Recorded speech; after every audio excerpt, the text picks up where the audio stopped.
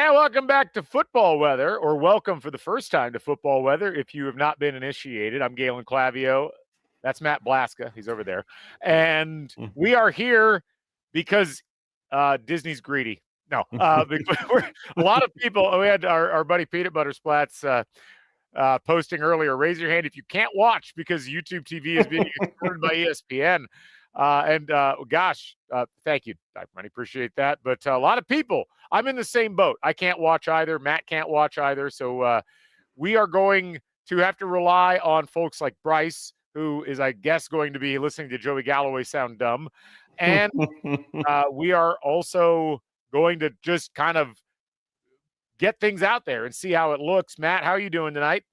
I'm good. I'm excited. I wish we could watch, Reese ask questions to the committee chair, not get our process of what this looks like every year for the first time. And this one's a first look, obviously, at the field. It was still some teams with 4 games left, so incomplete resumes all around, but certainly we're heading towards a direction. I posted some things today on our Twitter account or X account, just what to look for, not what to look for, but what are the big games left and where some teams stand and who the locks are, who the locks aren't, and stuff of that nature at this point.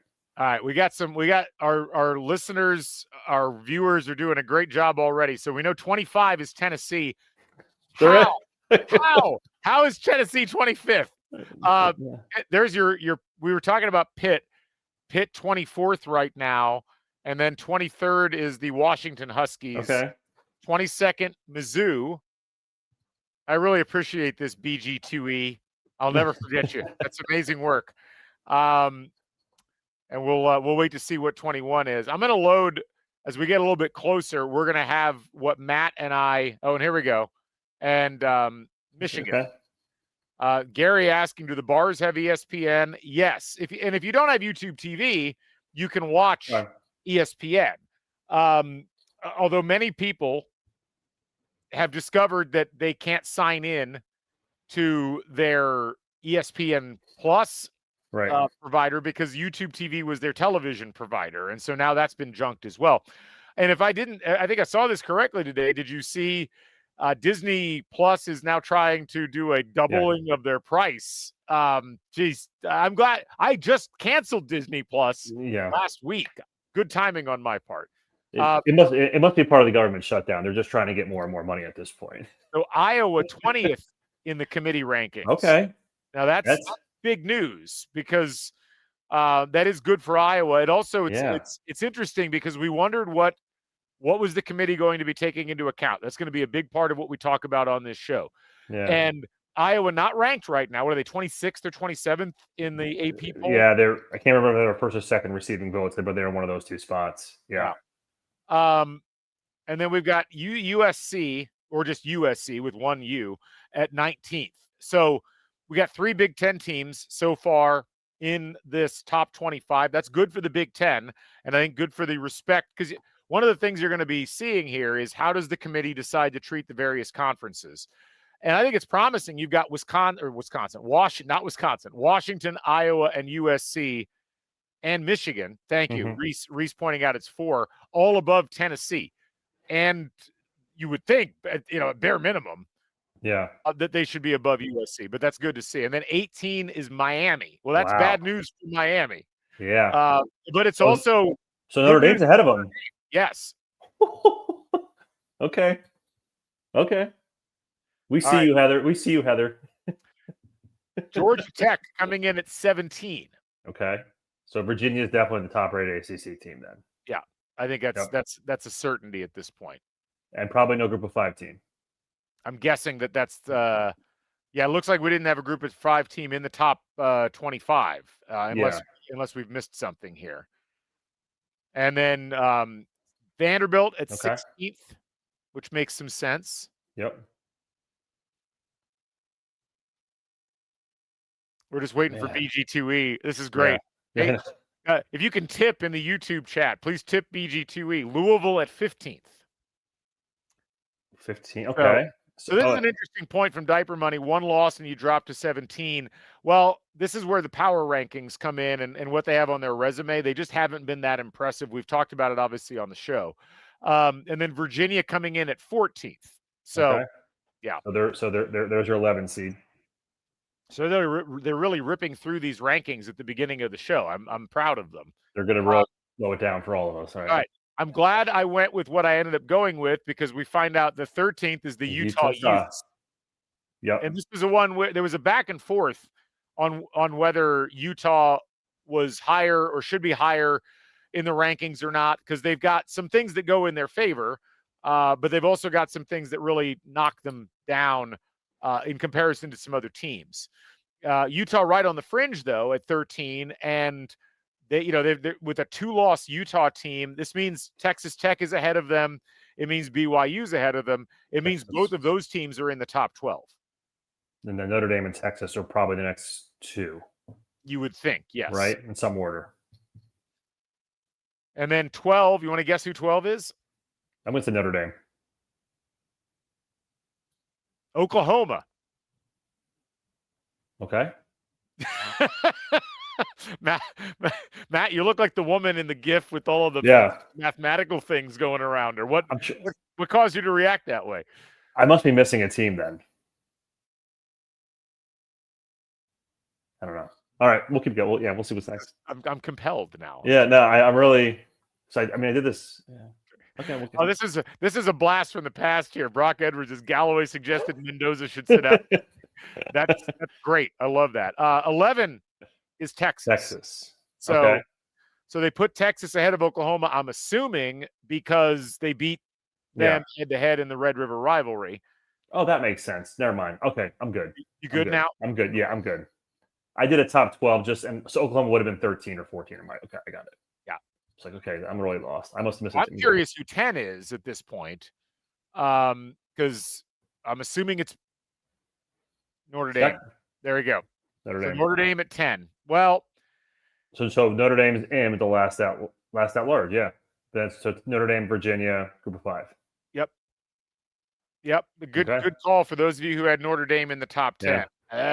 It's a little questionable, I think, but I understand. I guess it gives most of these initial rankings, I think, where they are helpful is in understanding what the committee is preferring and what they're not. And so this is a good question. How is it reasonable? Notre Dame lost to Miami. Where it would be reasonable, I guess, would be within the context of the following: that what you've seen out of Miami now is a loss on the road to an unranked team, and you've also seen a loss at home to a Louisville team that I don't think is viewed within the same level of the top part of college football. What's fascinating is just Notre Dame's kind of like lack of signature win. I guess they're kind of doing with Notre Dame, and this is why I would say it's reasonable despite the head-to-head. They're saying, A, Miami's bad, relatively speaking, and 2, they're essentially doing with Notre Dame what they did with Indiana last year, where they're saying the dominance in your victories and your power ranking numbers, the efficiencies are overwhelming the fact that you lost to this team on the road earlier on in the season. Now, number 9 is a surprise to me. Oregon down at 9. I had them down there. Yeah. I'm not shocked about that. I think I had them at 7, but again, that's largely due, I think, to the lack of a quality win on their resume right now, which they'll have the opportunity to remedy this week when they travel to Iowa City. I had Oregon 8. I had Oregon, Texas Tech. I had Texas Tech 9, Oregon 8. And BYU 7. So is Notre Dame's best asset their marginal loss against Texas A&M? No, their best asset is all of their power numbers, to be frank. I mean, and I don't like it, but it's the truth. And look, I'd be a hypocrite if I didn't say that Indiana benefited from that last year. Notre Dame 5th in FPI. The computers love them. They are 8th. They're 8th overall in the efficiencies, and in resume right now they are 15th in strength of record. So I kind of get it. Let's scroll back up. Let's go to a different number. Another one here from Steve. Not Steve. Notre Dame's best asset. They're on an 8-game win streak. All right, next team, Texas Tech at 8, which I'm a little surprised by, which means BYU is ahead of Texas Tech in the ranking. You did. Yeah, I did.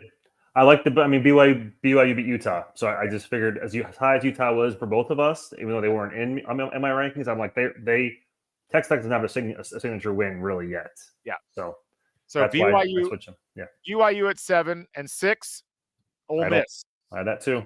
Yeah. Okay. So that all lines up. Ole Miss in really good shape. If they're 6 right now, as you and I talked about on the episode this week, they've been they have a very soft schedule the rest of the way. Yeah. So, and I have Georgia 5. I think you had Georgia 4. You had Georgia 5 as well? What did I have? I had Georgia at, well, I just lost my whole screen. There we go. I had Georgia at 5. You had Georgia at 5. And the committee had Georgia at 5. Then Bama 4. So I had Bama at 3 because I thought, well, maybe they are going to factor in strength of schedule. But no, they put Alabama at 4. Okay. A&M. Texas A&M at 3. And then you had Ohio State 1. I had Indiana 1. Yep. Okay. So we'll see. This is either the biggest day in the history of the Hoosiers, right? Ever? I mean, it's certainly something. I don't know how to classify it exactly. If they are 1. Yeah. I'm still in that mindset. It's like, I don't want to be number 1. Yeah. I really don't. Like I'm not, it's a hard, I mean, I'd be great if Indiana was number 1. Nope. Indiana okay. Number 2, Ohio State number 1, which look, it's a close debate, and I'd be curious to hear the committee talking about why they ranked them the way that they did. But I think there's 2 things to take away from that. A, the fact they've got OSU 1 and Indiana 2 means the committee is looking at the same data and interpreting it the same way as everybody else is, which is not always a foregone conclusion. But I would also look at it and say if you look at the comparison between these 2 teams, Indiana is second in strength of record, and Ohio State is third. Indiana is second in FPI. Ohio State is first. Ohio State and Indiana have traded back and forth in S&P Plus. Indiana has a better road win and a better overall win against Oregon. Ohio State has had slightly better game control. They've had a slightly better ending win percentage. Yeah.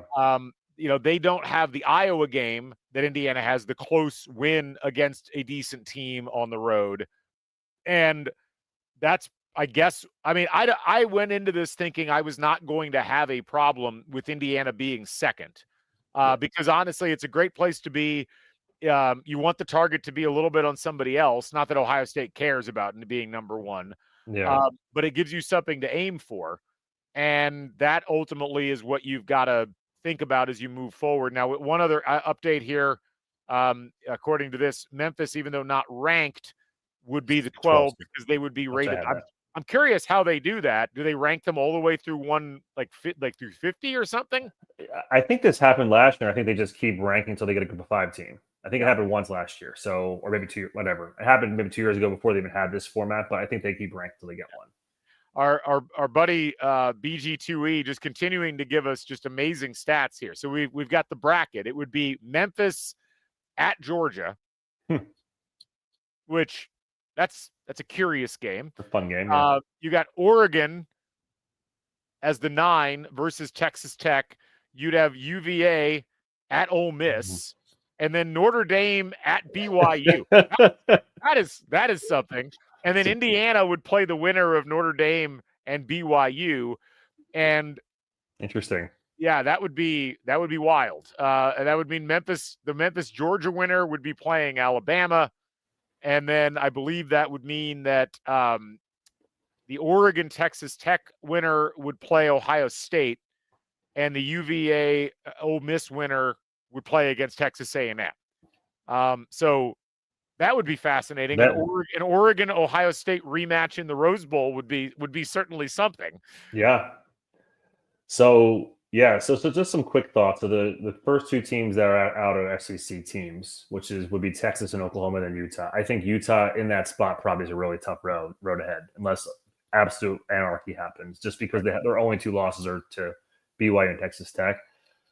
I don't think Notre Dame is safe, even if they go 10-2, because Texas is going to have an opportunity to beat A&M. They're going to have an opportunity. They have one other game too. They have Georgia. If they win both those games, they're leaping Notre Dame, right? There's no chance they're not. Right.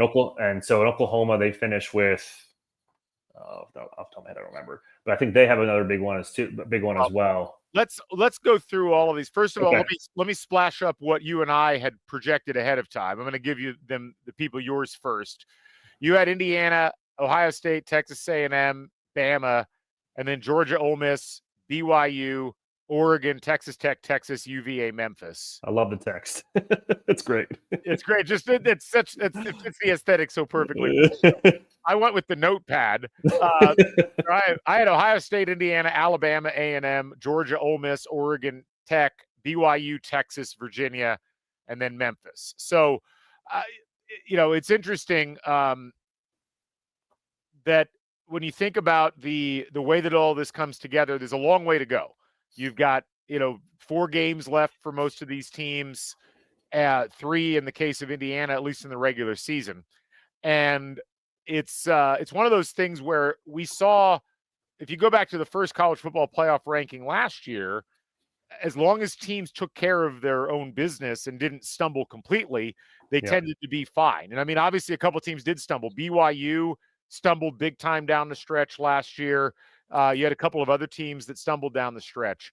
But I think it's informative to think about a bunch of different things here. But first and foremost, what you were going through in terms of an exercise, who's got what left? And, I think we can let's start at the top and kind of move down. I mean, obviously, if you think about Ohio State, who was the number 1, Ohio State's remaining schedule, I'm going to pop this up graphically so everybody can see what we're talking about. I need to zoom in here real quick, but pardon me. We're going to go to one of my favorite sites, cfbstats.com. They do not sponsor the show, nor are they affiliated with us, but damn it, we're going to use their website. We've got Ohio State's remaining schedule is at Purdue, UCLA at home, Rutgers at home, and at Michigan. Well, 3 of those should be pretty easy. And I got to be honest, Matt, I know everybody is like, they're thinking about the idea of Michigan beating Ohio State. I have a hard time seeing it this year, given how good Ohio State is and how not overwhelmingly good Michigan is. Now, I know Michigan wasn't great last year, but it just doesn't feel like the vibes are there this year. What about you? Yeah. I'm in the same boat just because just the way Ohio State has played. And I know they haven't had the toughest of roads at this point, but it certainly lines up. I mean, and you can pop up Indiana's here as well. I mean, their next 3, Indiana's got 3 left. Oregon's got 4 left, or Ohio State's got 4 left. It really is going to, the only difference is that they have one more big game. And I guess we talked about this on the show on Sunday. The last really hurdle for Indiana is Penn State this weekend, right? So, which again, it's based solely off talent. Otherwise, I don't think we'd be having a discussion about the rest of the schedule. None of them have a win yet in the conference. So, thank you to Reese Compton for his ace insights and transcription of what's going on the show. People respecting Indiana. This is a much different world than we were living in last year at this time. You can see Indiana at Penn State, Wisconsin at home, at Purdue. Somehow, I just still think it's hilarious. Indiana beats Oregon. They beat Iowa, both on the road, but they somehow on the river, they get 3 teams who haven't won a game in the Big Ten to close the season. This is tremendous stuff. I don't know who the script writers are on this, but it's amazing. It's unbelievable. It really is. Yeah. Let's go back and let's look at our third team. Sorry for the scrolling, folks, but only the best for you. Let's look at A&M. So A&M's got a really fascinating run out here as the 3 seed. Their 2 tough games are on the road. They got to go to Mizzou. They got South Carolina at home, and they're dead, right? Like dead right now. You got Samford at home. God, come on, stop that, guys. And then at Texas. At Mizzou this week, I think, what is A&M, like a 6.5-point favorite in that game? They should win that game. Mizzou is missing the guy that was their starting quarterback for most of the season, Bo Pribula. Yeah. And then the game at Texas, if they can get to that game 11-0, it probably doesn't matter in terms of playoff, but it would certainly matter in terms of their seed location, I would think, as well as the prospects of getting into the SEC title game. Yeah, I think even if they finish 10-2, I think that Notre Dame win would still hold the day, and I just don't see an SEC team that's 10-2 not making it. I find it hard to believe, especially the teams behind them. Right? It'd be really difficult. I mean, I guess Texas could leapfrog them if they were to win both their games, but it does seem like I didn't put so I had locks. I had no locks. My lock in the SEC was Ole Miss. That was my only lock, just because of the schedule, and they were 9-0, or they're really looking like the easiest path left. I had A&M with the work left to do, just based on what's left of the schedule. Let's look at Alabama, who's fourth. They have what should be a fairly straightforward run out. I did see a computer projecting that LSU was going to upset Alabama in Tuscaloosa. I don't think that's going to happen, but that would be something. That'd make things a lot of fun. But they get LSU in Tuscaloosa. They get Oklahoma in Tuscaloosa, who has shown they can go on the road and beat a team that's ranked. They did so against Tennessee. That really should make us think more about, should Tennessee have been ranked, not Oklahoma as a team that can go into Tuscaloosa and beat Alabama.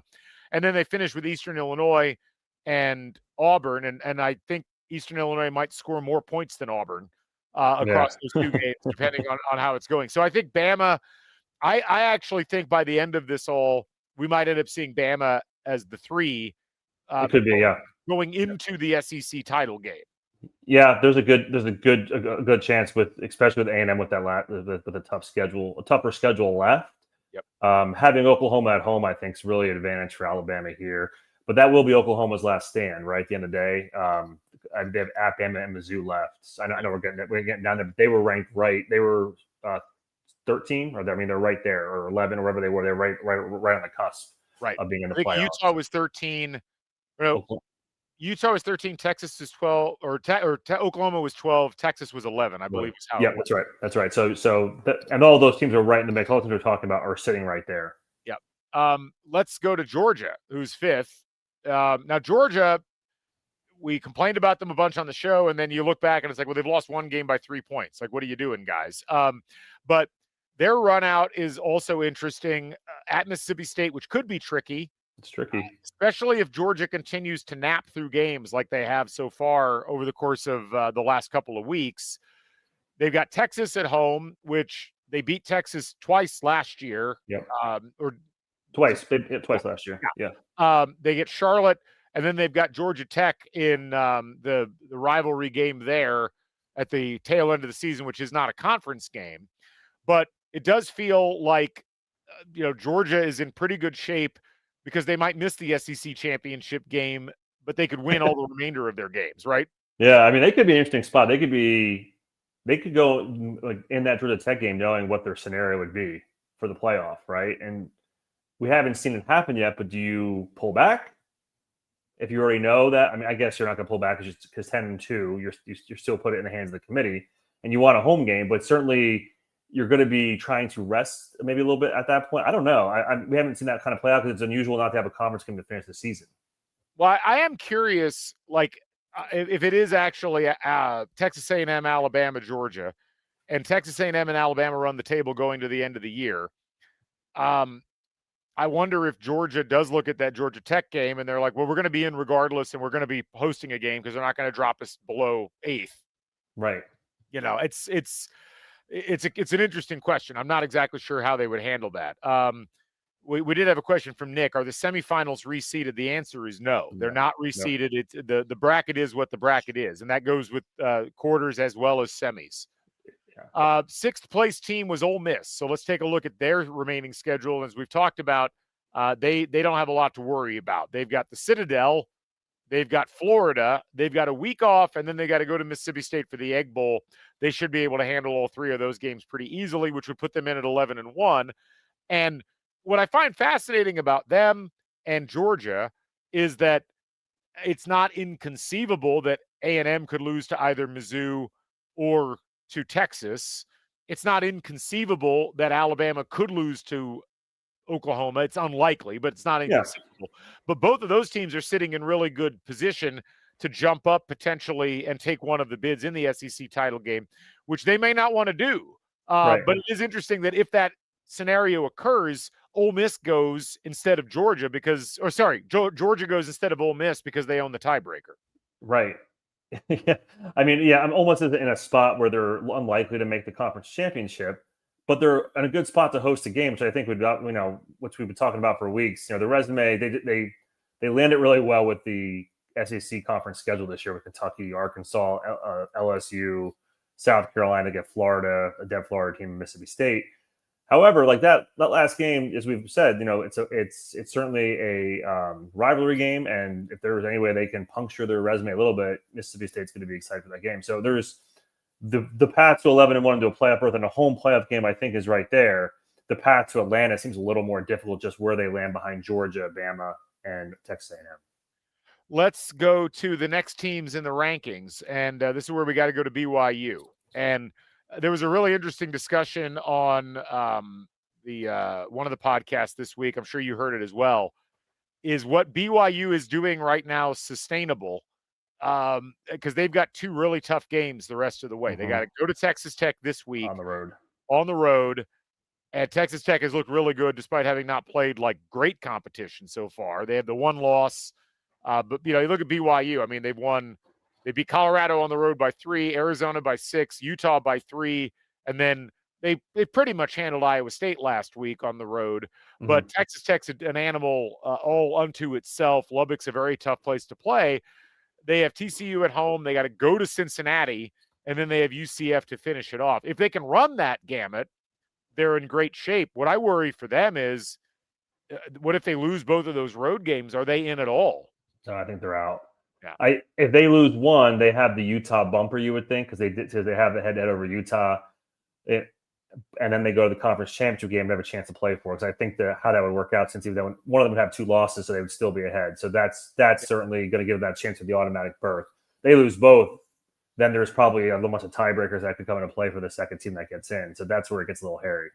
Let's check out Texas Tech's road. So they've got a relatively simple schedule now. They have BYU at home, they have UCF at home, and then they're at West Virginia. And it's funny because you look at their ranking, and then you look at the teams they've beaten, and it's like, I don't know if they're actually that good. But that Utah win is clearly doing a ton of heavy lifting for them, and their overall dominance on defense, where they are rated as in some ratings, they're the best defense in the country. And you look at what they've done. I mean, 7, 14, 14, 10, 11, 17, 26 in a game where they didn't have their starting quarterback, 0, and then 20. I mean, that will carry you a long way, and they look like they could just won these last 3 games. I'm curious what their ceiling is, though, within all of this. Yeah, just like because I think we're pretty much on the same page. The top 4, it's going to be unlikely that it wouldn't be all SEC Big Ten, unless BYU runs the table. That's probably the scenario, maybe. Well, or if Texas Tech runs the table, but BYU only loses 1 game, then that's 2 really good wins for Texas Tech, because BYU would probably still be ranked in like the top 20 at the very least, I would think. I guess if they beat them, because they could beat them twice, and then they would beat Utah as well, so maybe 3 good wins. Maybe that does catapult them. It would come down to where, because last year they did not penalize teams for losing that conference championship game, so they'd have to probably be in the top 4 at that point, right, to be in that discussion. A team, by the way, welcome to Football Weather. We appreciate you folks sticking with us. Indiana number 2 in the CFP poll. Ohio State number 1. 2 is about where I thought Indiana would land. We're going to talk about the details of the Hoosiers on the other end of this, but we wanted to get through the teams that would be in the playoff right now and what their routing looks like. So Oregon sitting right now at 9th, and Oregon has a sneaky difficult run here. They've got to go to Iowa this week, and that is shaping up to be a sloppy ass game. Like, it's going to rain. The weather, yeah, I saw that. The over under on that game dropped by 4 points from opening to today. It's down to 40.5. And when Oregon is in a game that with a 40.5 over under, you know that like there's some mayhem expected. I still think Oregon has the talent and the capabilities of winning that game, but we all know how tough it is to win at Kinnick. They get a respite of sorts in terms of they get to play Minnesota at home. Minnesota's not a bad team. I mean, they're not great, but that's a team with a winning record. They will go to a bowl this year. And then they get USC at home, who has the offensive firepower certainly to stick with Oregon. And then they got to travel to Seattle the last week of the season for their rivalry game against Washington. If they can get through that, I mean, that's 3 dynamite wins down the stretch. I just wonder if that may be the toughest run out of any team in the CFP right now. It's funny listening to the national media this week talk about Iowa, how difficult it is. It's hard. It's hard to win there. It's been proven over and over again. You see Eugene Weather and Iowa State. I mean, they're used to this in Eugene for sure. So this won't be anything new to them. But I'm really curious how this goes, because if Iowa wins this game, this is going to catapult them into a really interesting sphere. But for Oregon, as you stated, like they have played a really soft schedule outside of the Indiana game. They're not going to get credit for Penn State, but I think we can both agree they killed the spirit of Penn State this year for sure. Yeah. They have the runway. I'm not sure how high they can get. What do they? They're at 8, or they were at 9. I can't remember. Oregon was 9. 9. So maybe maybe there's an opportunity to get a home game. That's probably their ceiling, you would think, especially if both Big Ten teams ahead of them end at 12-0, right? Yeah, I mean, and we'll circle back to that in a second, because I think there's some interesting dynamics within that. Let's get to the last couple of teams here. So we got to go to Notre Dame, and Notre Dame being 10th with the record and the people that they've played. I mean, again, they've got the USC win, and I guess they're getting a lot of credit for that. It was an okay win. It was a 10-point win at home. They do not really have they don't have a ranked challenge the rest of the way. We have been musing about that Pitt game, because Pitt has looked really good offensively. So they got Navy at Pitt, Syracuse, and at Stanford. The game at Pitt's the only one where they might even face any sort of issue. But the fact that Notre Dame doesn't have to play a conference championship game and is already 10th with what they've done, I think as long as they maintain a level of dominance, they'll be fine in the power rankings, and that should lead them to where they need to go. You're shaking your head. You're thinking maybe not? I don't know. I mean, Texas, right? Texas wins both those games. They're jumping Notre Dame, right? You think so? If they beat Georgia and Texas A&M, they're probably jumping them. But if that's the case, if Georgia loses that game, where does Georgia go? Yeah, I know. Do they fall far enough behind Notre Dame then, right? Just then Georgia has the Ole Miss win. So, I mean, there's certainly a trickle-down effect that could certainly happen.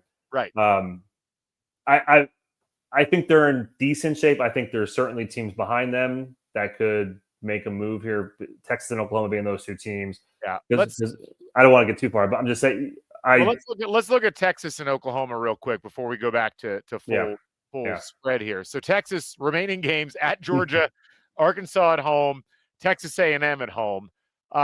That's brutal. That is absolutely brutal. Now, if Texas goes in and beats Georgia at Georgia, I think that would catapult them in. But what do you do there? Does Texas stay behind Georgia? Do they go ahead of Georgia? If they're ahead of Georgia, where does Georgia fall? That's a real interesting question. And then obviously A&M, I think, is safer than Georgia is, because A&M doesn't have a loss and Georgia does. But that there's a lot of there's cans of worms being opened in that circumstance. And then Oklahoma, you got Alabama on the road, you've got Missouri at home, you've got LSU at home. That's where you're landing with that. That's a tough road too, right? So like, it's good. I mean, things are going to shake out certainly. But certainly the two SEC teams right behind them have games that are going to be bigger than Notre Dame's. Although now Pitt is ranked 24, and we discussed offline, Pitt's going to have 3 games. They have Miami, they have Notre Dame, and they have Louisville to finish the season, right? So, is it Virginia? One of the other teams. Yeah. That's going to have. I don't know if it's an opportunity, but certainly it's going to either help people's numbers or hurt them in some way. You would think. Right. There's one of the things about the early aspects of all of this is there's going to be a lot of scrambling as we try to figure out exactly what to anticipate with certain aspects of the different games being played and who's what. But I do think that it's normally a good idea to think along the lines of what are the teams that are currently up there going to be needing to do in terms of maintaining their spot. And let me call up the full rankings here. Big hat tip to Chris Williams, who put this in our group chat. There you go. So the way I look at it is this, if Indiana beats Penn State this weekend, and I'm assuming if they do that, then they'll beat Wisconsin and they'll beat Purdue, they're pretty much locked into a top 4. I don't see a scenario where they would fall out of the top 4, even with a loss in the Big Ten title game. Ohio State's in the same boat. If they run the table, they beat Michigan, you're in good shape there. If A&M runs the table and gets to the SEC title game, they're likely locked into a bye. And then if Alabama gets to the SEC title game and win or lose, I think they would likely be locked into a bye because right now Ole Miss doesn't have the quality to jump them. No. And they beat Georgia, so they'll have the head-to-head there. To me, that's when it gets interesting. So if Georgia runs the table, they're probably capped at 5 unless Alabama or A&M loses at some point before the end of the season. Ole Miss is in a similar boat, and Ole Miss can't really leapfrog Georgia unless Georgia loses a game.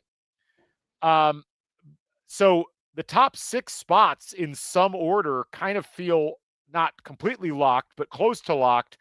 And especially if you consider that like Ole Miss, because they don't really have a tough game left on their schedule, it feels like they could only go up. Their floor, as long as they don't lose a game, is probably where they're at right now. I don't see, like, the one scenario I could see is like if Texas beats Georgia and beats Texas A&M, they could leapfrog Ole Miss, but that's like the only scenario that I could see that legitimately occurring. Yeah, I think you mentioned Ole Miss is maybe capped out. I wonder if BYU beats Texas Tech twice. Does that, and then that scenario, they beat Cincinnati, they be 13-0 and have 4 or 5 ranked wins at that point. Would that give them the opportunity to enter the top 4? That would be the only other team, right? That'd be, because otherwise you're looking at 2 Big Ten, 2 SEC. I would think in the top 4, right? If somehow there's a scramble up there, I don't see Texas Tech having enough quality to, even if they beat BYU twice, let's say, to get above either of those 4 teams at the top. Yeah, I mean, Texas Tech is in an interesting spot because if you look at them in the rankings, in efficiencies, Texas Tech is showing up as the 3rd best team in the country, according to FPI. But based straightly on efficiencies. They have the best offense in the country, or best defense in the country, and that's really carrying a lot of water. But in FPI itself, they're 11th. And this is where it's kind of interesting if you look at FPI and compare it to the actual rankings. Ohio State 1 and in both. Indiana 2 in both. Oregon is 3rd in FPI and 9th in the CFP rankings. Alabama's 4th and 4th. Notre Dame is 5th in FPI and 10th in the CFP rankings. Georgia is 6th in FPI and 5th in the rankings. Ole Miss is 6th in the CFP rankings, and they're 13th in FPI. And then BYU is 14th in the FPI and 7th in the rankings. So there's some discrepancy there. The teams that are missing out of that mix are Utah, who's 13th in the current CFP. Right. They're 7th in FPI. Texas is 8th in FPI. They're just on the outside looking in. And then the other team that's sneaking around up there is Miami, but Miami, as you can see, is 18th right now in the CFP rankings. Miami really screwed themselves. Like their power is not going to save them, and they essentially cannot get into the ACC title game at this point. Yeah, out of the top 17, I don't think any of those teams are eliminated just because they can still get their championship game.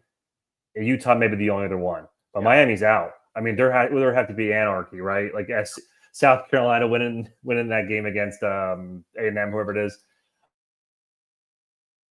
and unfortunately they're done. There's no road for them, and which I said today earlier on our Twitter feed. I think the ACC is now this confirms it. I think they're one bid. I don't see a second bid coming from the ACC. Yeah. Not that I want to pile on Miami, but I was just looking at the first rankings last year. Mm-hmm. Oregon was 1, Ohio State was 2, Georgia was 3, Miami was 4. And so 2 years in a row, Miami was 9-0 at this point last year. Yeah. So BYU East. We had some questions. Reese asking, does Notre Dame have a chance at a home game? Great question. So I actually think they do. The route is very simple. If Oregon loses at least one more game, which is very possible given the spread we talked about at Iowa, USC at home, at Washington. They would flip-flop. Yeah. And either BYU or Texas Tech is going to lose this week. And if Notre Dame doesn't lose, I think Notre Dame would move ahead of one of those, of whichever team loses. Yeah. And that team would not really have the opportunity. BYU would have an outside opportunity, but it would be an outside opportunity. But that's the scenario for Notre Dame to get the 8 seed. I don't think that they have the ability to climb above the 8 seed, but the 8 seed is all they would need to host. Yeah, so you're right. Only 2 spots. And are you thinking the ACC is probably capped at a road game at this point, unless Virginia runs the table? I mean, a 12, what is a 12-1 Virginia team? Is that enough? I mean, the thing with Virginia's 14th, obviously, in this CFP ranking. If you look at what Virginia's got in their schedule run out this year, they've got, they've got Wake Forest, they're at Duke, and they've got Virginia Tech at home, and then they'd have the ACC title game. I don't think that combination, because who would they play in the ACC title game? Georgia Tech or Louisville again? Louisville. Yeah. And they beat Louisville obviously on the road already, but that would still be a good win. That's I just don't think that's enough to get them above 9. Yeah. I think they're in trouble. I think they're looking at a road game. Okay, we had a question from our buddy G. Lamont here. Tell me about Louisville. What's their path to top Virginia? Well, they lost the game. They lost the game. Yeah, well, I think the pathway at this point for Louisville is they got to run the table, and they've got Cal at home, Clemson at home, at SMU, which is tricky but winnable, and then Kentucky at home. If they win all of those, they'll probably, well, I don't know. I know what the tiebreakers are. I think they'd be in the ACC title game. We think the problem is that, because they did beat Pitt. They beat Pitt on the road by 7. They'd have to beat Virginia in the ACC title game to get above them, and that's, I think, the route. That'd be a 12-1 Louisville team with a 3-point loss to Virginia, but they'd have the win at Miami, and then they'd have a revenge win against Virginia. I don't think that. Again, I think that Louisville's cap is probably the same as Virginia's cap in that I can't see them getting higher than 9th. But that would be the route. That's what I would look at. Okay, we got several other questions here. These are good questions, guys. This is great. Yeah. Reese again asked, where do you think IU lands if we finish 11-1 and lose to Ohio State? Would we host or be in the 9-12 range? No, they'll be 1 through 4. No, they'll be 4. I think he's saying if they lose to Penn State. Oh, lose to Penn State.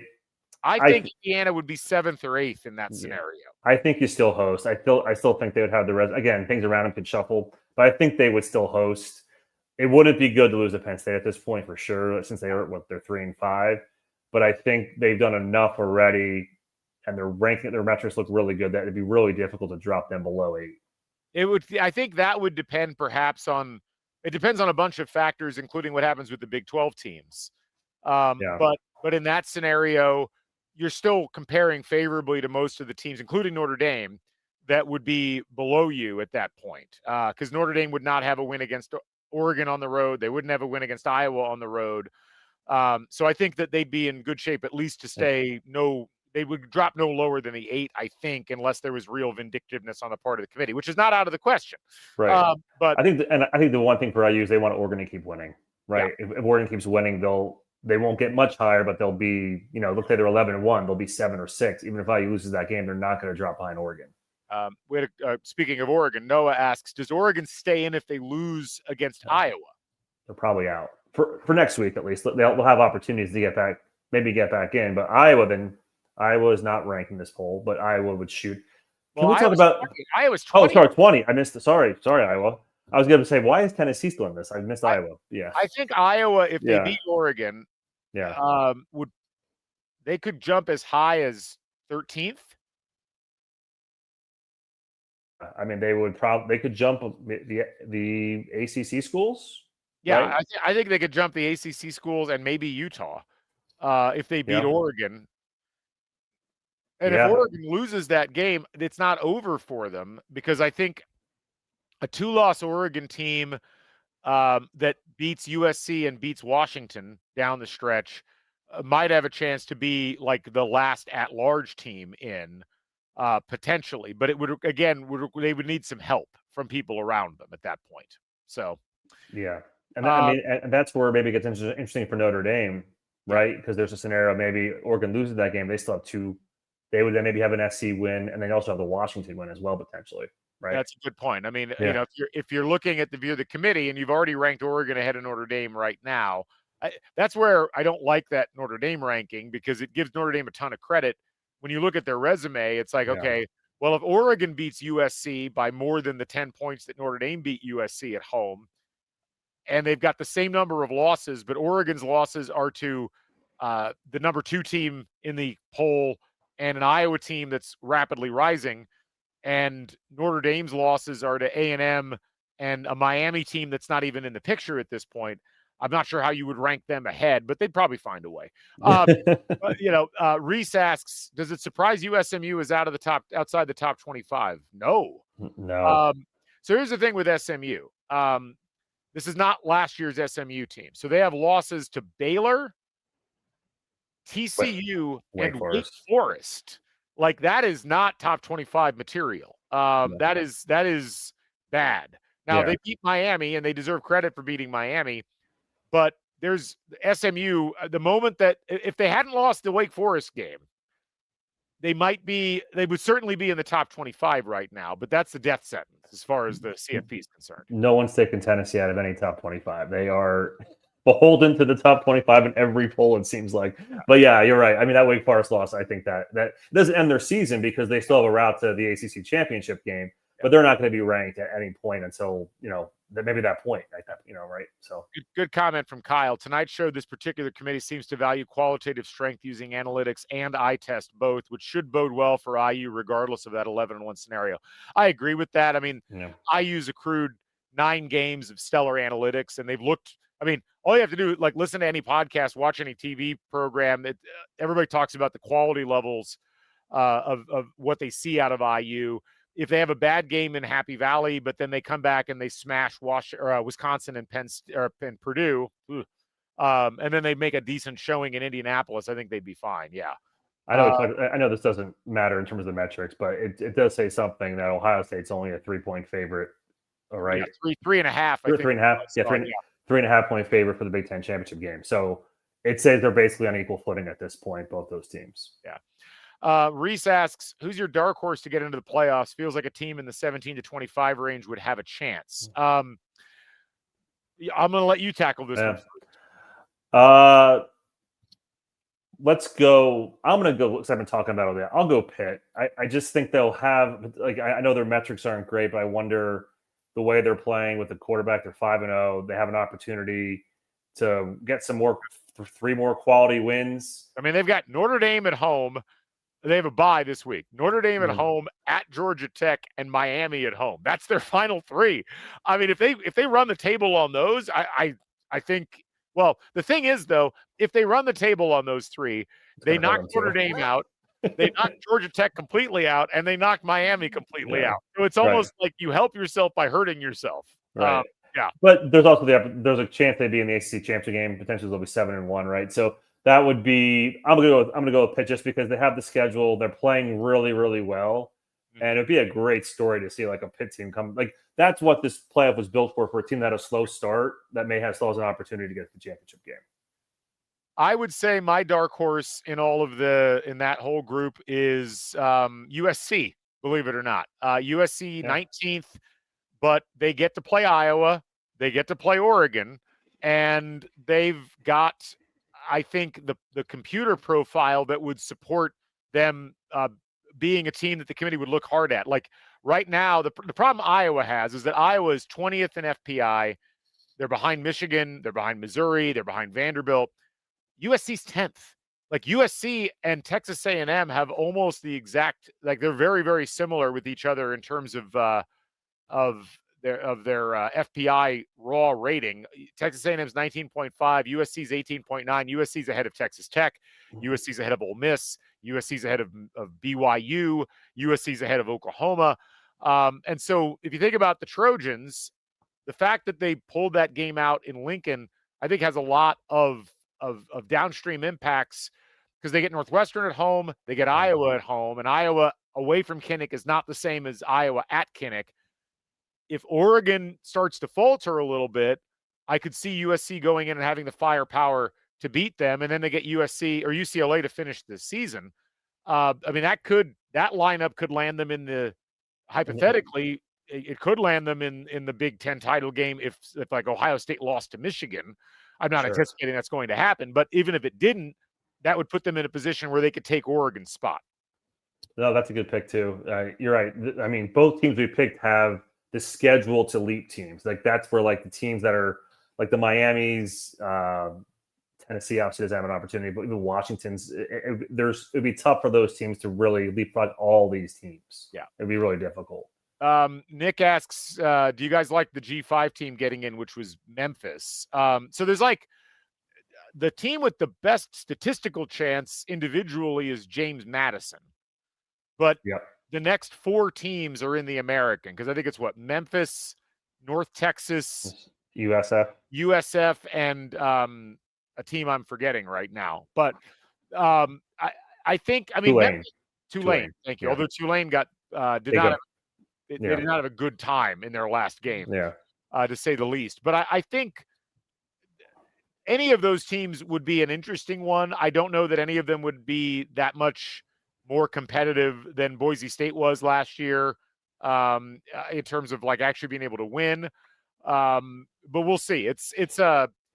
The American's a fascinating conference, and I have no clue where the G5 spot's going to end up at this point. I'm with you. I mean, it's exciting that there's like some discussion that it's just not. Last year, Boise ran away with it, and ended up being the 3 seed, right? They actually leaped the 4 seed. Would they leap Miami or I can't remember? They ended up being the 3 seed in the tournament. But this year it's wide open. We don't know with the American beating each other up. There's a good shot James Madison does get that spot. I think the question you asked is, does G5 earnest that they deserve it? I think you have to have a G5 spot to have every team have a chance. Otherwise, it all crumbles, right? You want to end antitrust lawsuits and everything else. I was going to say, Nick asked, do you think a G5 team should be part of the CFP? Yeah. Antitrust is important, as we've learned. You need to not violate antitrust. It's a good general rule to live by for everybody out there. I'm fine with it. I mean, look, it's not. We've seen it happen, and it's kind of like asking, well, gosh, should 16 seeds be in the NCAA basketball tournament? And it's like, well, I mean, Maryland, Baltimore County beat Virginia. It doesn't happen very often, but when it happens, it's amazing. And so it's going to happen one of these years. And I mean, look, I think it's like last year, it wasn't a consolation prize because, as you said, they were the 3rd team in the poll. Yeah, they probably shouldn't have been, but they were. Yeah. And I don't have a problem with it. I think it's fine. And Stephen, I will try to be this positive discussing the bracket in March. I promise. Couple of other questions before we wrap up here. Well, first, Reese said the committee mentioned Ohio State's offensive line and defense was the separating factor between Indiana.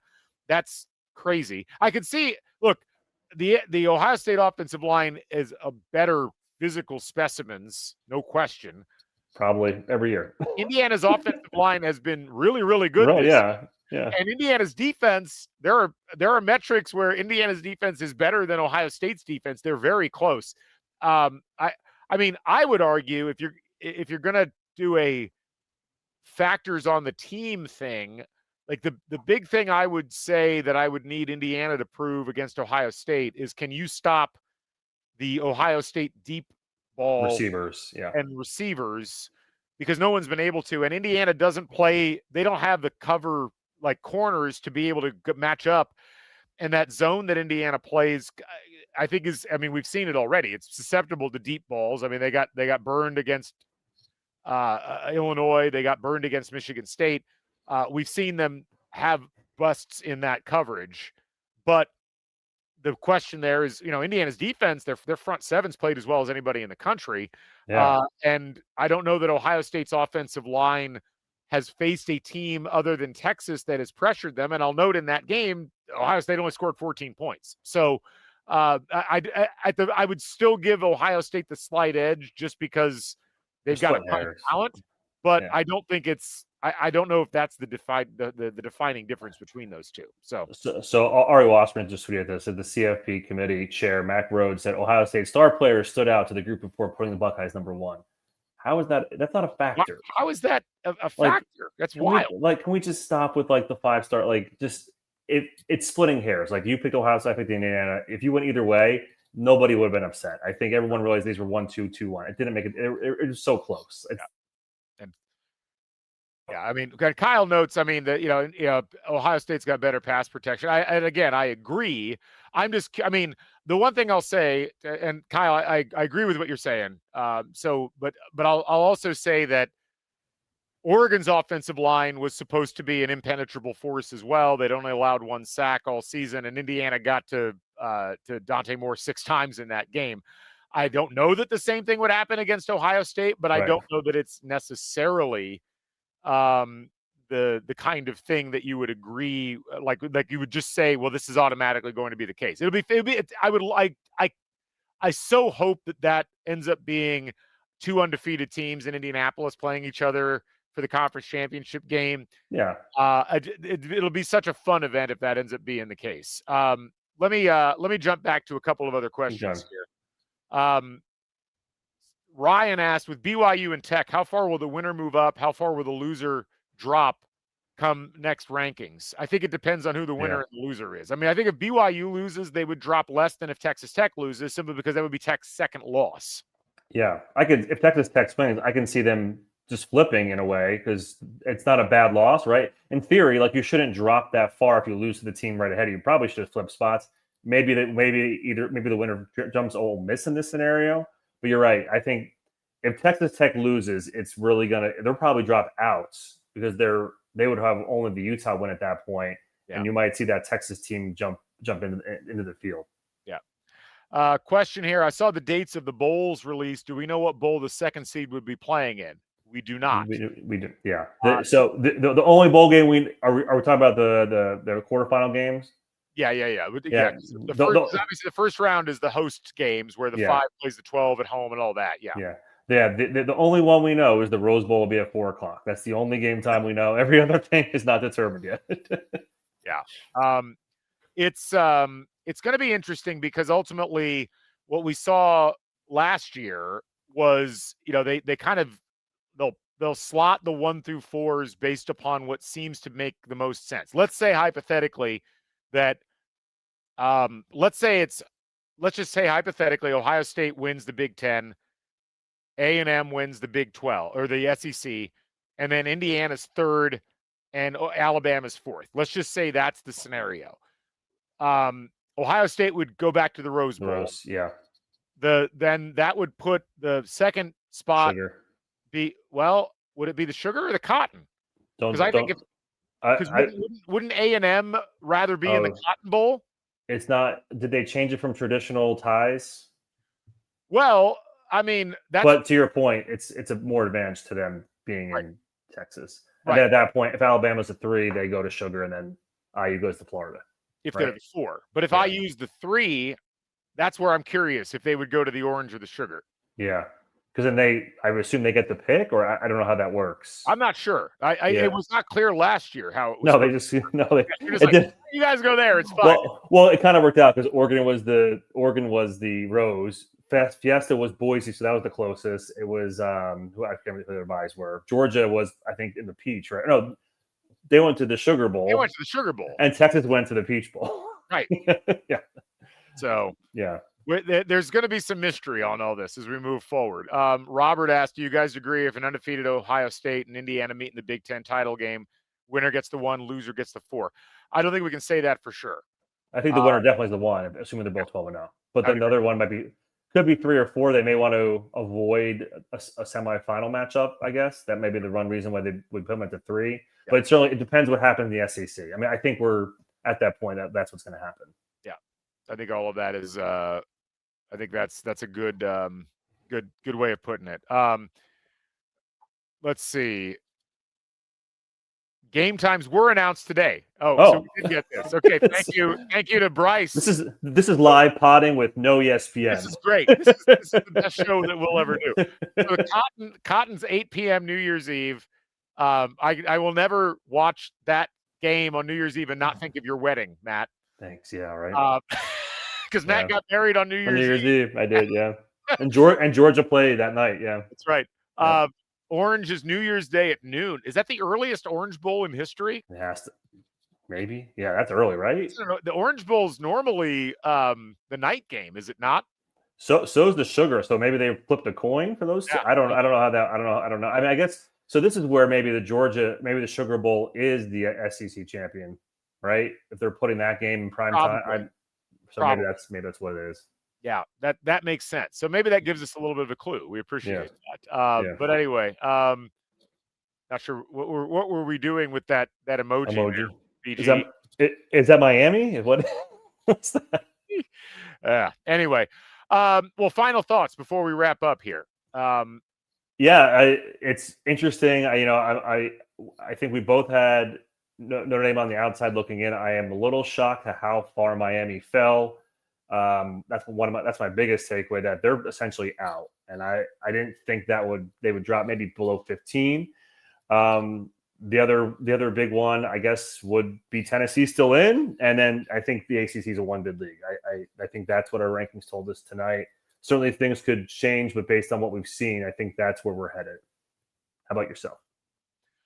I mean, this went about like I thought it would in terms of just the overall setup and what they seem to be preferring. I agree with Kyle's commentary earlier that they seem to be factoring a bunch of different things in, which you like to see. I mean, one of my big complaints about committees like this, especially in basketball, is they tend to be very inconsistent with criteria. I don't have a big problem with any of the ratings that we've seen in this first edition. Yeah. Other than Notre Dame, but that's a minor quibble because I do understand supporting Notre Dame based upon their accomplishments in terms of their power ratings and how effectively they've played against certain teams. I don't know if a 10-point win at home against USC should elevate them above either Oklahoma or Texas or maybe even Utah, but it is what it is at this point. And I certainly think they're playing at a high enough level consistently, although that game against Boston College was kind of an embarrassment for them. That's what's weird. That's what's weird, putting them in after that game, right? That's what's really interesting. Yeah, but again, I understand. And again, as we talked about, this is kind of what happened with Indiana last year, but Indiana was undefeated at that point, I guess, is the one thing, whereas Notre Dame has lost 2 games. So, but again, Notre Dame's got it all in front of them now. As long as they maintain the course and don't lose to Pitt, they'll be fine. They'll be in. And the whole question about whether Miami was going to be in ahead of Notre Dame, I'm not shocked. Yes, head-to-head should matter, but I do think that it's less about the direction that Miami's going in and more about the fact that Miami has been punching above their actual statistical profile for a while, and I think it finally caught up with them, whereas Notre Dame, it's kind of been a pretty good team that lost to a couple of slightly better teams on that day. But other than that, I think everything's set for a fascinating last month of the regular season. Really fascinated by all these Big Ten teams and how the Big Ten shakes out. And obviously curious to see what that block of A&M, Alabama, Georgia, Ole Miss, and well, I guess that's it. Like and then Texas and Oklahoma on the backside of it. Yeah. What that block ends up looking like is going to be fascinating. Anyway, thank you all for joining us on Football Weather. We'll try to do this again. We won't do it next week, but we will probably do it the week after. And then obviously we'll be back with Football Weather. New episode coming out either Sunday night or Monday morning of next week as we recap what happened in the week in college football. So stick with us, and thank you all, and we'll catch you folks on the flip side. So long, everybody.